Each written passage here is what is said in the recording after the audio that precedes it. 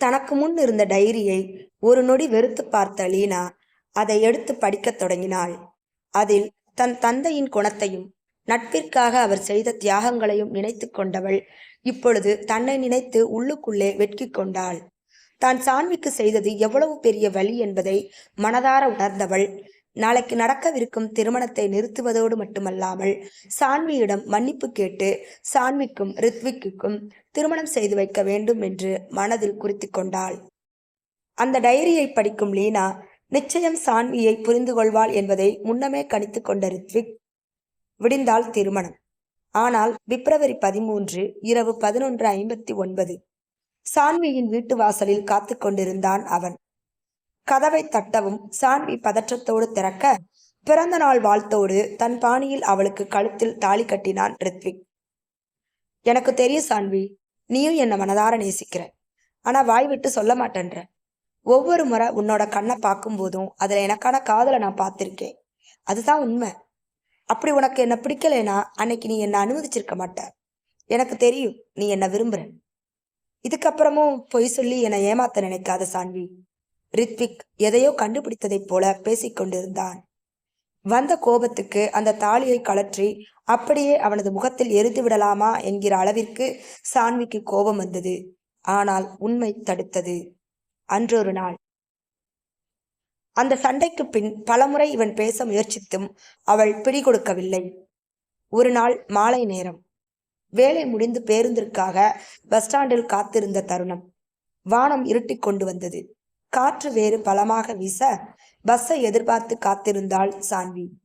அந்த நேரத்தில் அவளுக்கு முன்பாக ஒரு கார் வந்து நிற்க அதை கண்டவள் விலகி நிற்க முயற்சிக்க, ஹே சான்வி, நான்தா என்று காருக்குள்ளிருந்து வெளிப்பட்டான் ரித்விக். அவனை கண்டதும் முகத்தில் கோபத்தை வரவழைத்து கொண்டு தள்ளி நிற்க போனவளை, சரி சரி, கோபத்தை எல்லாம் அப்புறம் காட்டு. அடிக்கிற காத்துல வழியில ஒரு இடத்துல மரம் வேற சாஞ்சிருக்கு. அதுக்கப்புறம் இந்த பக்கம் பஸ் வர்றது கஷ்டம்தான். மழை வர்ற மாதிரி இருக்கு. நானே உன்னை டிராப் பண்றேன், ஏறு சான்வி என்று அவளை அவசரப்படுத்தினான் ரித்விக். அவள் மறுத்து நின்றாள். சில நேரங்கள் ஆகியும் பஸ் வரவில்லை. லேசாக ஆரம்பித்த தூறல் இப்பொழுது வழுக்கத் தொடங்கி இருந்தது. வேறு வழி இல்லாத அவள் அவனோடு பயணிக்கத் தொடங்கினாள். காரில் மட்டுமல்ல, வாழ்க்கையோடும் தான் என்பதை அவள் அப்பொழுது அறிந்திருக்கவில்லை. காருக்குள் அமைதி நிலவியது. வெளியே இடி மின்னலோடு மழை கூப்பாடு போட்டு கொண்டிருந்தது. ஓரிடத்தில் தண்ணீர் அளவுக்கு அதிகமாக தேங்கி நிற்க வண்டியால் அதற்கு மேல் முன்னேற முடியவில்லை. வெளியே மழையும் நிற்பதாய் தெரியவில்லை. சுற்றும் முற்றும் பார்த்தவன் கண்களுக்கு சற்று தொலைவில் ஒரு கவனிப்பாரற்ற மண்டபம் கண்ணில் பட சான்வியை அழைத்து கொண்டு அங்கு சென்றான் ரித்விக். இருவரும் நனைந்து கொண்டே வந்ததில் உடம்பு குளிரால் நடுங்கியது. அதுவரை போன் வெளிச்சத்தில் நின்று கொண்டிருந்தவர்களுக்கு இப்பொழுது அதுவும் சிவப்பு கோடு காட்ட மண்டபத்தில் ஏதாவது கிடைக்கிறதா என்று அந்த வெளிச்சத்திலே சுற்றி பார்த்தான் ரித்விக். அவன் தேடல் வீணாய் போகவில்லை. அது ஒரு பாழடைந்த மண்டபம் என்பதால் குடிகாரர்கள் அவ்வப்போது அதை பயன்படுத்துவது உண்டு. அதன் அடையாளமாய் அவர்கள் பயன்படுத்தும் தீப்பந்த கட்டையோடு ஒரு சில பாட்டில்களும் கிடக்க ரித்விக் அதை சரி செய்து அதில் தீப்பற்ற வைத்தான்.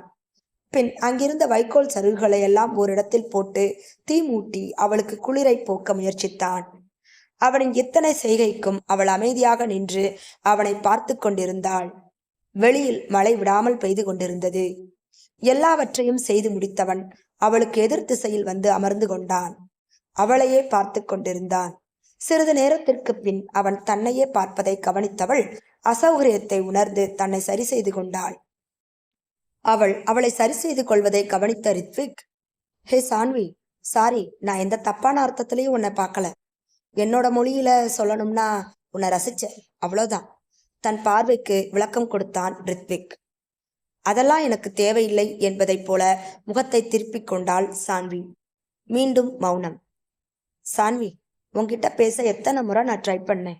ஒரு சான்ஸாவது கொடுத்திருக்கலாம்ல. ரித்விக் பேச்சை தொடங்கினான். எதுக்கு? இன்னும் என்னோட இதயத்தை உடைச்சு பார்க்க உங்ககிட்ட மிச்ச வார்த்தைகள் ஏதாவது இருக்கா என்ன? சான்வி கேள்வியால் அவனை தண்டிக்க நினைத்தாள். சான்வி ப்ளீஸ், அன்னைக்கு நீ என்னை புரிஞ்சுக்கலையேங்கிற ஆதங்கத்துலதான் நான் அப்படி பேசிட்டேன். மற்றபடி அதுல எந்த உள்நோக்கமும் எனக்கு இல்லை. ப்ளீஸ் என்னை நம்பு, ரித்விக் கெஞ்சினான். அவளிடம் அமைதி. இப்பவும் நான் உன்னை விரும்புறேன், உன்னை மட்டும்தான் விரும்புறேன். I love you Saanvi. என்னோட காதலை ஏத்துக்கோ. ரித்விக் மீண்டும் ஒரு முறை தன் காதலை அவளிடம் வெளிப்படுத்த முனைந்தான். ப்ளீஸ், இதுக்கப்புறமும் இதை பத்தி என்கிட்ட நீங்க எதுவும் பேச வேணாம். அப்படி பேசுறதா இருந்தா நான் இப்பவே கிளம்புறேன். சான்வி எழுந்து கொள்ள முயற்சிக்க, சரி சரி, இனிமே பேசல என்று சொல்லி அவளை மீண்டும் பழைய இடத்திலேயே உட்கார வைத்தான் ரித்விக்.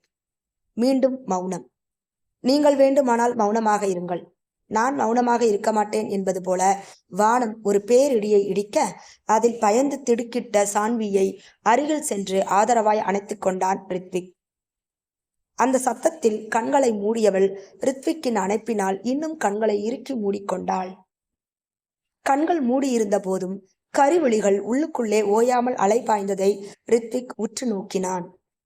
அவளை முதன்முறை சந்தித்தது நினைவில் வந்தது. மழையில் நனைந்து அங்கும் இங்கும் பரவி கிடந்த அவள் கேசத்தை ஒன்றாக சேர்த்து காதின் பின்புறமாக ஒதுக்கி வைத்தான். நாள் முழுக்க அவள் முகத்தை பார்த்து கொண்டே இருக்கலாம் என்பது போல தோன்றியது அவனுக்கு. அவளது முகத்தில் ஏதோ ஒரு விளக்கி சொல்ல முடியாத ஒரு அமைதி கலந்த பேரழகு தவழ்வதை அவனால் உணர முடிந்தது. ஆனால் விவரிக்க முடியவில்லை.